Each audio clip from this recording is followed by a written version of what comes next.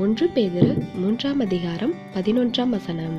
பொல்லாப்பை விட்டு நீங்கி நன்மை செய்து.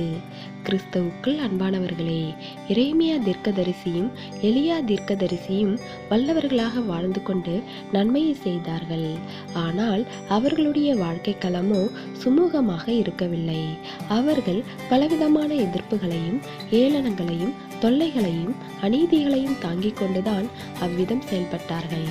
தீமைகளை சகித்து கொண்டுதான் நன்மைகளை விதைத்தார்கள். இன்று நம்மிடத்திலும் கூட அப்படிப்பட்ட சிந்தைதான் இருக்க வேண்டும். எனவே முதலில் நாம் நம்முடைய பொல்லாப்பான காரியங்களிலிருந்து விடுதலையாக வேண்டும்.